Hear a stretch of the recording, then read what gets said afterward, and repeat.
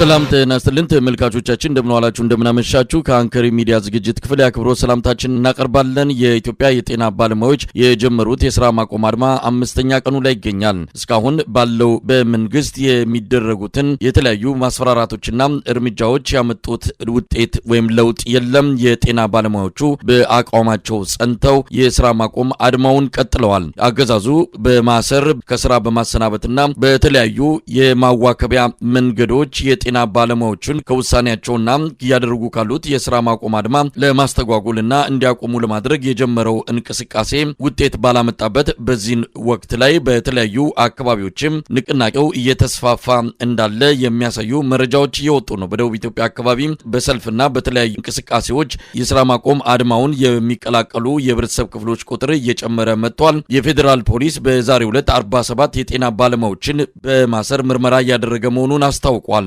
አምስተኛ ቀኑን ስለያዘው የጤና ባለሙያዎች አድማን በተመለከተ ከዘትር ተሳታፊያችን ጋር ቆይታ እናደርጋለን። አዲስ ነገር ምን አለ ዛሬ?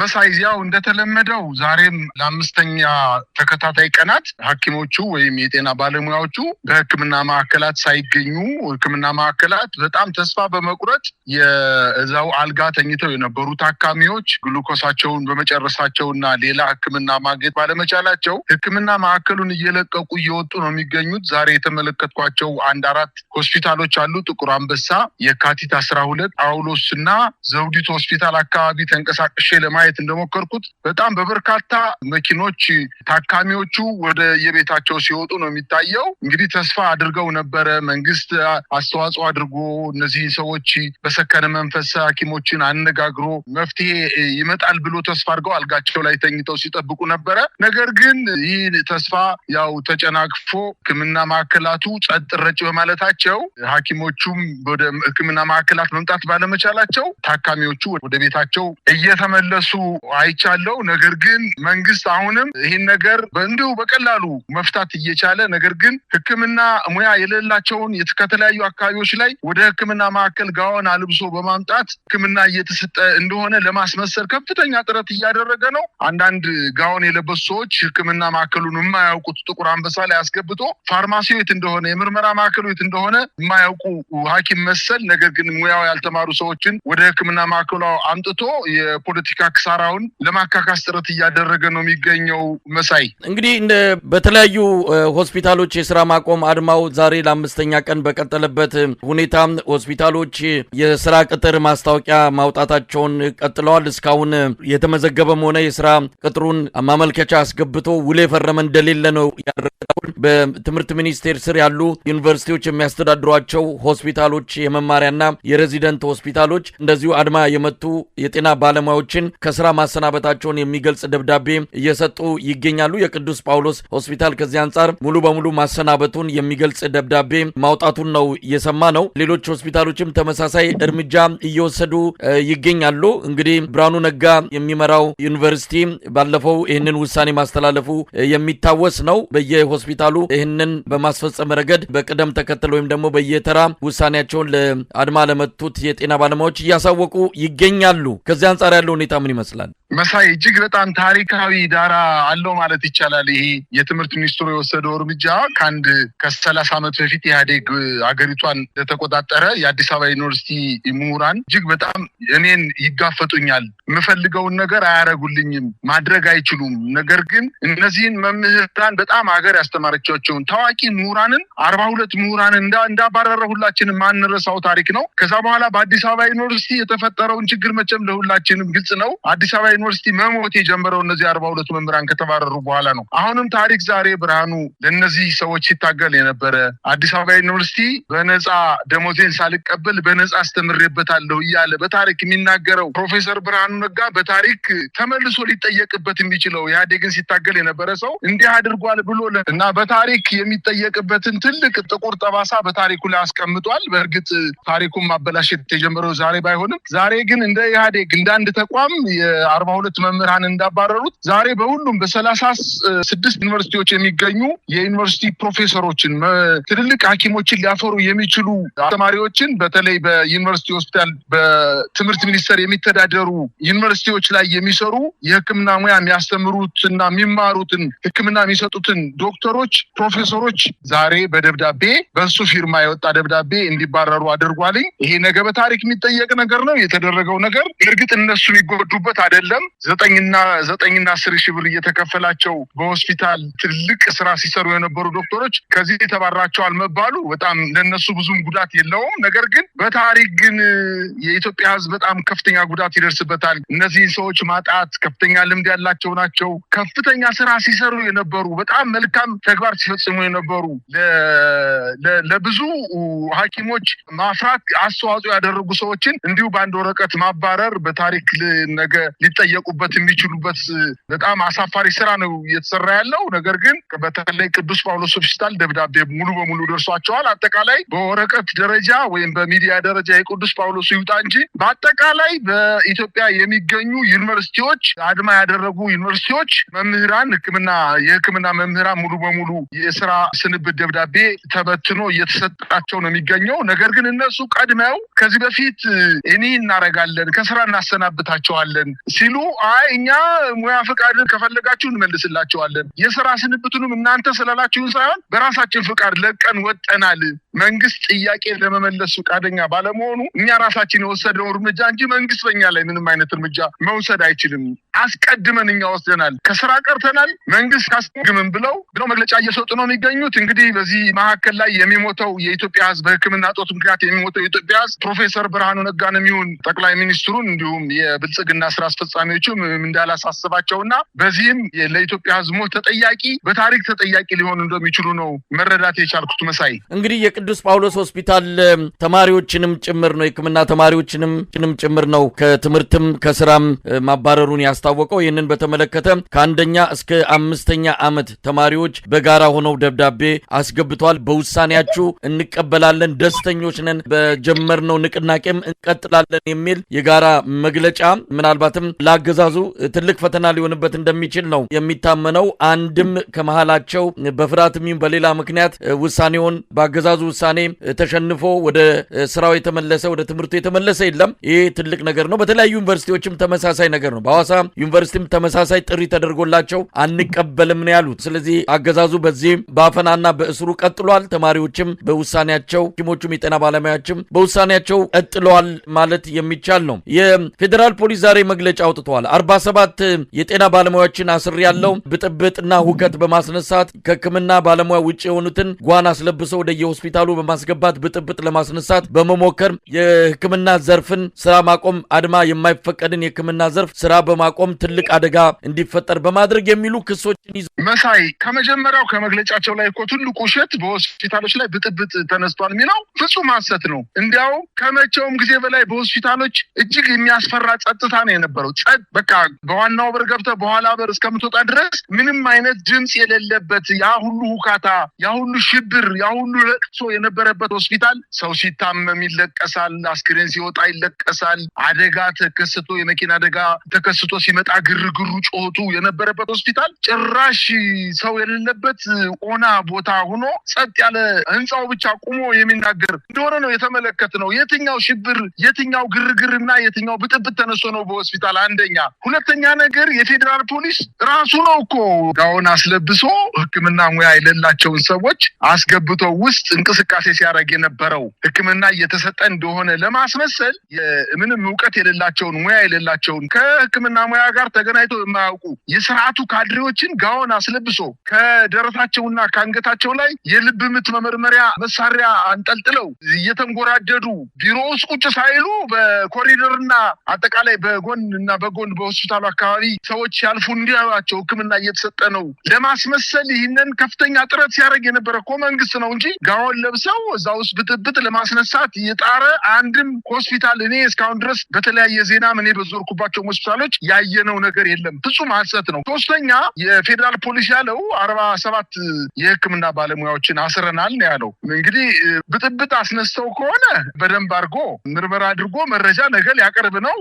ነገ የምናየው ነገር ነው። ግን የታሰሩ ሰዎች ግን በአጠቃላይ ዲጂታል ሐኪም የሚለው መረጃ እንዳቀረበው በስም ዝርዝር የታሰሩበት ሆስፒታል የትምህርት ማዕረጋቸው ሳይቀር በደንብ በየቀኑ እየወጣ ነው። በየቀኑ የሚታሰሩ ሐኪሞች ስም ዝርዝራቸው እየወጣ ነው። ከ127 በላይ ሐኪሞች ስፔሻሊስት ሐኪሞች ታስረዋል። ነርሶችን ሳንጨምር ነው። ይሄ ነርሶችን ጤና መኮንኖችን ሳንጨምር ነው። ከ127 በላይ የሕክምና ዶክተሮች በበርካታ የሆስፒታሎች ታስረው 47ቱ ብቻ ነው ያቀረባቸው። ቀሪዎችን ግን ወደ 80 ሚሊዮን ምናምን የሚሆኑትን ግን እንዲሁ በአልታወቀ ስፍራ አስቀምጦ ምርመራ እያደረገባቸው እንደሆነ ነው ብዙ መረጃዎች ሚዲያዎች መረጃውን እያወጡ ያሉት። በአጠቃላይ ግን የፌዴራል ፖሊስ ያወጣው መረጃ ፍጹም ሐሰት፣ የስርዓቱን መብረክረክና መመታት በደንብ አድርጎ የሚያሳይ የፌዴራል ፖሊስ ለስርዓቱ ሙሉ በሙሉ ያደረ እንደሆነና ለዜጎች፣ ለታካሚዎች፣ ለአካሚዎች፣ ለዶክተሮች ምንም ግድ እንደሌለውና ብልጽግናን ማዳር ላይ ትኩረት አድርጎ እየሰራ እንደሆነ ነው መረዳት የቻልኩት። መሳይ፣ በሌላ በኩል በመላ ኢትዮጵያ በሚገኙ ዩኒቨርሲቲዎች በዛሬው ዕለት ስብሰባ ተቀምጧል። አገዛዙ የመምህራን አድማ ይነሳል የሚል ከፍተኛ ስጋት ውስጥ እንዳለ ነው የሚነገረው። እንግዲህ በዛሬው በመላው ኢትዮጵያ በሚገኙ ዩኒቨርሲቲዎች መምህራን እያደረጉ ያለው ስብሰባ በቀጥታ ከዚህ ጋር ከተጀመረው ንቅናቄ ጋር ያልተያያዘ እንዲሆን ለማድረግ ሞክረው ነበር። ግን በቀጥታ የሚገናኝ መሆኑን የሚያሳዩ መረጃዎች ናቸው እየወጣው ያሉት።